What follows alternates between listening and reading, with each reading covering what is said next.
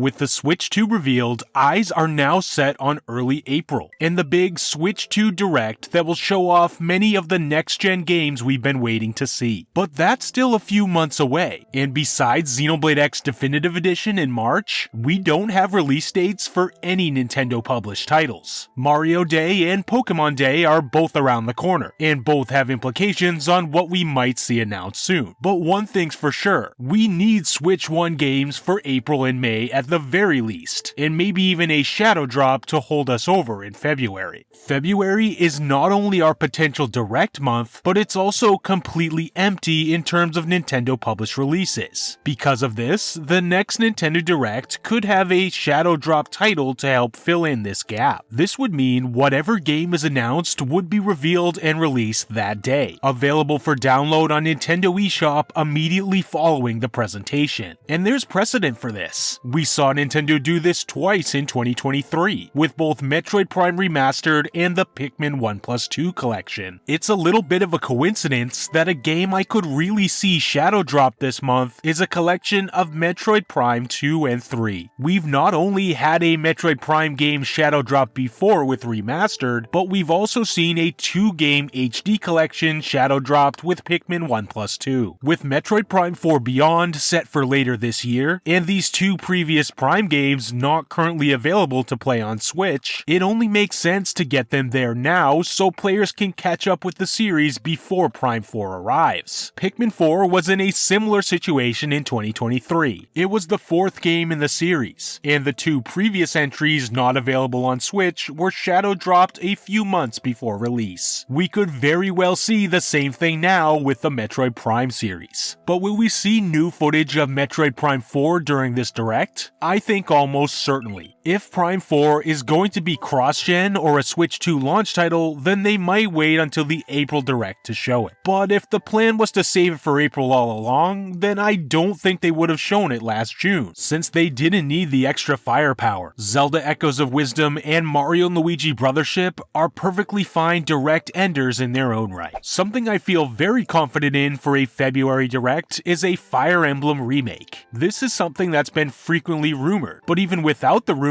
I'd say the timing is right. Our last remake, Shadows of Valentia, came out in 2017, 2 years after the previous mainline games, those being Fates in 2015. We got the Shadow Dragon re-release at the end of 2020, a year and change following Three Houses the summer before, and seeing as now we're 2 years past the release of Engage in early 2023, I'd be surprised if the next Echoes game wasn't ready to show soon. Some sort of Kirby title is also a fairly safe bet for a late in the generation Direct. It's become somewhat of a gag that when a console starts getting more Kirby games, that's when you know it's in its later days. And there is some truth to this. We saw this with Kirby's Extra Epic Yarn releasing for 3DS in 2019, and we have a wealth of older Kirby games just waiting to be re-released. Planet Robobot is a favorite due to its widely loved status among the fanbase. We also can't forget that Mario Day is coming in just over a month's time on March 10th. Nintendo has held Mario-centric Directs on this date before, and with this year being the series' 40th anniversary, there's a high possibility of news on upcoming Mario titles here too. A February Direct could announce or tease some Mario titles that we'll get more information on during the anniversary. In all likelihood, we won't see Mario Kart or Switch 2 3D Mario until April, but one possibility is a rerun of sorts of 2020's Mario Day, and revealing another 3D All-Stars pack with the remaining games, Super Mario 64 DS, 3D Lands, and the often longed for Galaxy 2. A reveal in the February Direct lining up for a release on March 10th could be a fun, celebratory way to release these titles. Or they could just make the current 3D All-Stars available again, or better yet, make all the games available to download individually on Nintendo eShop. This would future-proof these games, making them readily available throughout the entire Switch 2 generation through backwards compatibility. And one more potential Mario reveal here, how about a new Mario Baseball? Releasing a more casual title like a Mario sports game in early March, bookended by the more hardcore Xenoblade X at the end of the month, could be a smart move in the near term. And speaking of Xenoblade X, another constant during the Switch generation has been Wii U ports. There's a good chance we'll see another one revealed during the next Nintendo Direct. You have to imagine that we'll soon see one of the GameCube Zeldas, Wind Waker or Twilight Princess HD. A release like Wind Waker HD could be a great early 2025 release to keep that usual yearly cadence, if something like a Zelda isn't quite ready for the launch window of Nintendo Switch 2. It's also not impossible that we see some sort of new Zelda spin-off instead. I still think a Tears of the Kingdom themed Warriors game would be perfect as a cross-gen release, just like how we got Fire Emblem Warriors for both new 3DS and Switch in 2017. The last couple years have also featured GameCube game remasters from Nintendo. We saw Metroid Prime Remastered in 2023, and of course the great Paper Mario The Thousand Year Door in 2024. If Nintendo is trying to continue the pattern, then what could the next GameCube remaster be? One great pick that we could see soon is a remaster of F-Zero GX. The franchise was revived a few years ago with the release of F-Zero 99, and a remaster of GX, one of the most popular games in the series, could be a great way to keep momentum going for the franchise without taking on the risk of developing an entirely new game. Another good candidate for a remake or remaster is the original Luigi's Mansion game, with Luigi's Mansion 2 HD now available on Switch, and of course the exclusive Luigi's Mansion 3, that only leaves one Luigi's Mansion title not currently available on the platform. It's worth mentioning that Luigi's Mansion did get a re-release on 3DS in 2018, which was after the worldwide debut of Nintendo Switch. If we got a Luigi's Mansion remaster revealed for Switch 1, it would mean that Luigi's Mansion came both at the tail end of the 3DS's life, and now at the tail end of the Switch's life. And speaking of late-stage 3DS games, Poochie and Yoshi's Woolly World could be a fantastic Switch remaster as well, making Woolly World and the 3DS Poochie content an all-in-one package similar to Donkey Kong Country Returns HD, and releasing on Switch would be a nice addition to bolster the Nintendo Switch 1's lineup this year. The art style holds up really well without much of a touch-up, especially if they base the visuals off of the Wii U version of the game. And then there's Star Fox. This first-party franchise has yet to see any kind of release this generation, which is surprising because most of Nintendo's franchises have been touched in some way. Yet Star Fox has remained inactive since the latter days of Wii U and Star Fox Zero. If we're not getting a new Star Fox game anytime soon, then a port of Star Fox Zero to Switch could be a way to get this classic Nintendo IP into the mix somehow. While there might be concerns about how heavy Wii U gamepad usage might translate over, I don't think it's anything picture-in-picture and gyro motion controls can't fix. You also have to imagine Nintendo will be showing off brand new experiences in the next Direct too, not just remasters and re-releases. A brand new Star Fox game could be a great way to end off Switch 1 with a bang. Recent rumors of a more experimental adventure-style Star Fox game as one of the final new Switch 1 titles sounds like music to my ears. And something like this could be an incredible one more thing in a February Direct prior to Switch 2. And then there's Nintendo Switch Online. It's been a while since there's been any major update to the service. Now is as good a time as ever to announce a new addition to the expansion pack. Maybe even the start of a new console, like the Nintendo DS or GameCube libraries. Doing so could be a good incentive to get as many people subscribed to the service before the arrival of Switch 2, since we know those accounts will be carrying over. But then again, maybe this isn't the best time, since making something like GameCube games exclusive to NSO only on Switch 2 could be an even better incentive for people to upgrade to the new console. Let me know what you think about this in the comments below. Like and subscribe if you enjoyed the video, and I'll see you all in the next one. Thanks for watching.